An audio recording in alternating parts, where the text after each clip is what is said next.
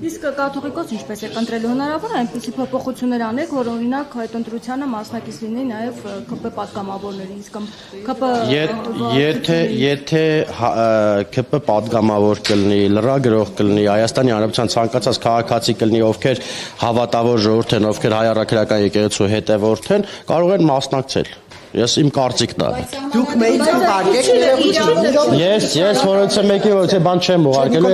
ես մինչ այս պահն Արեգ ջան ասեցի, որ ես ինքս այդ գործընթացին չեմ մասնակցելու ի պաշտոնի, որպեսզի Չէ, ես նկատի ունեմ այդ գործընթացին չեմ մասնակցելու, նոր մի քիչ առաջ դու այստեղ չէի հարց ընչեց։ Այսինքն որևէ մեկը դուք չեք թողեք ասել։ Չէ, այդ գործընթացին այստեղ հարց տվեցին, որ կմասնակցեք, արդյոք այդ գործընթացին ընտրելու գործընթացին այդ իմաստով ասում, ես չեմ մասնակցի, որովհետև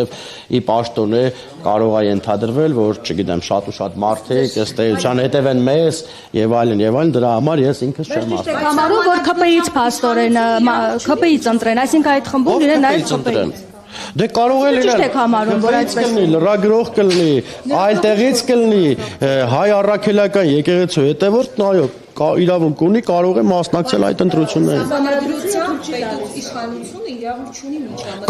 Կանոնադրությամբ էլ թույլ չէր տալիս կուսակրոն հոգևորական ունենար երեխա։ Ոնց ապացուցել։ Ասվում է։ Այդ փաստերը որտեղից իրեն։ Ես չգիտեմ որտեղից, բայց ուրեմն դուք ապացուցեք, որ երեխա ունի։ Վարչապետն ասաց, որ կան փաստեր, եւ եթե հանկարծ կհերքեն, ես կհրապարակեմ, բայց իրանք չեն հերքում եւ Հայաստանի Հանրապետության վարչապետը Հայաստանի Հանրապետության կատարվող յուրաքանչյուր բանից պետք է տեղյակ լինի։ Չգիտեմ, այդ կներեք, բայց կարող եք վարչապետին հարցնել, ես չգիտեմ այդ մասը։ Ստացվում է պաշտոններ տրամադրել են տեղեկություն, որը նա օգտագործում է արդեն որպես ներկայանում է որպես առաքելական եկեղեցու հետևորդ։ Ես չգիտեմ ինչ է ստացվում ըստ էության, ոնց է ստացվում, ոնց է այդ փաստերը ասել, կարող է հավատավոր ժողովուրդն են տվել, հայո ամեն ինչից պետք է տեղյակ լինի, կարող է հավատավոր ժողովուրդն են տվել, բայց Ժորժ ջան, չէ, ոչ մի բան նորմալ չի, նորմալ է որ մեկ իր քերու կնոջ հետ եսի ինչ անի, մեկը կուսակրոնությունը հաղթի, հավատավոր ժողովուրդ իրավունք չունեն, սահմանադրությունն ասում է Հայաստանի Հանրապետության քաղաքացին պետք է չխառնվի,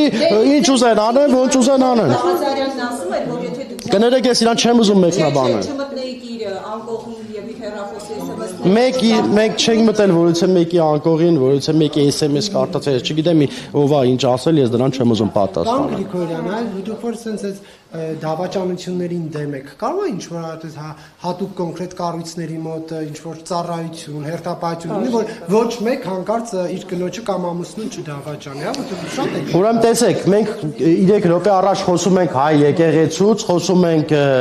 Հայաստանի Հանրապետության քրիստոնեության մասին, հիմա խոսում ենք ինչ-որ մարդկանց դավաճանության մասին, այո, հայ առաքելական եկեղեցու հետևորդը, հայ քրիստոնյան, այո, պետք է չդավաճանի։ Եվ այդ հարցը փակ է, պետք է ունենա պարկեշտ ընտանիք, լավ ընտանիք, հարգիր ընտանիքը եւ ապրի հենց ոնց հասարակ մարդկանց թե հոգեվորականների մասին եք։ Ես առհասարակ ընդհանրապես մարդկանց մասին եմ ասում։ Պարոն Գրիգորյան, լավ, այստեղ իրավական, լավ, արեք մի քիչ լրջացնենք, էլի թեման։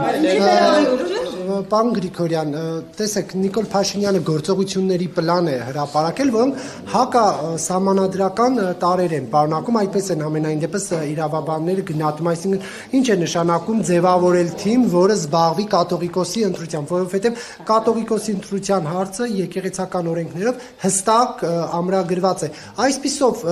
չի նշանակում, որ սահմանադրություն է խախտվում։ Դեմեք սահմանադրական դատարան, սահմանադրության խախտումը կասի միայն սահմանադրական դատարանը։ Ես իրավաբան չեմ կարող ասել։ Պարոն Գրիգորյան, Նիկոլ Փաշինյանի հայտնի գրառման մեջ ինքը ասում է անդամների ընտրության հետ կապված պետք է Աստծո օգնությամբ ընտրենք եւ հոգու աչքերով։ Հիմա դուք Աստծո օգնությամբ ոնց եք հասկանալ այդ անդամը արժանի է այդ չափորոշիչներ կա եւ ձեր հոգու աչքերով ինչպես եք որնակ հասկանալ, օրինակ Փաշինյանը ձեր հոգու աչքերով ինչպեսի։ Այդ չեմ կարող բացատրել, եթե շատ մոտենակ Աստծուն ավատացյալ լինեք, կարող եք հաղորդակցվել իմ կարծիքով։ Ես չգիտեմ, եթե աղորդակցվեք, ըստ այդմ կհասկանաք։ Ցանկացած դեպքում մտեք եկեղեցի, աղոթեք եւ Աստծուն ասեք, Աստված ջան, խնդրում ենք մեզ ճիշտ ուղու վրա դիր, ինքը անպայման կդնի։ Շնորհակալ եմ։ Պարոն Գրիգորյան, այնուհանդերձ դուք Ինչ Ինչպիսին է։ չլսեցի։ Ձեր ասում են հոգու աչքերով կարող եք մարդկանց հասկանալ։ Ձեր հոգու աչքերով Փաշինյան ինչպիսին։ Հավատացյալ հայ առաքելական եկեղեցու հետևորդ, պարկեշտ, բարեպաշտ մարդ։ Շնորհակալություն։ Ներողություն, պարոն Գրիգորյան, այնուհանդերձ դուք ինչպես եք կարծում, ինչպես պետք է տարանջատվի եկեղեցի պետություն հարաբերությունները, որովհետև Նիկոլ Փաշինյանի այս առավոտվա գրած գործողությունների հերթականությունը նշանակում է, որ կառավարությունը միջամտում է կաթողիկոսի ընտրության հարցին, որտեղ ասում է այն 10 հոգուն այդ հանձնաժողովի, որը պետք է կաթողիկոսի ընտրության հարցով զբաղվի, ես եմ որոշելու։ Այսինքն դա ուղիղ նշանակում է, որ վարչապետը ուղիղ ազդեցություն է ունենալու կաթողիկոսի ընտրության եւ այս նշանակման հետ կապ։ Ասամ Նարեկ ջան, իրականում հարցը շատ լավն է, ասում է ոնց տարանջատել։ Երբ հավատավոր ժողովուրդը, որ հավատավոր ժողովրդին առաջնորդում է մարդիկ, ովքեր բացառապես զտարյուն մաքուր մարդիկ են, հավատացյալ են եւ իրենց առաջնորդության ընթացքում ոչ մի ուխտ չեն խախտում, ոչ մի Աստվածաշնչից դուրս ոչինչ չեն անում, իշխանություն չէ ով ուզում լինի, ոչ մեկը չի կարող, ուղղակիորեն չի կարող խառնվել եկեղեցու գործերին, բայց Շրջան հարցը թույլ տվեք պատասխանի էլի։ Բայց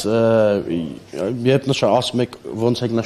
ընտրելու եւ այլն, այդ կորոշի հավատավոր ժողովուրդը ըստ էության ու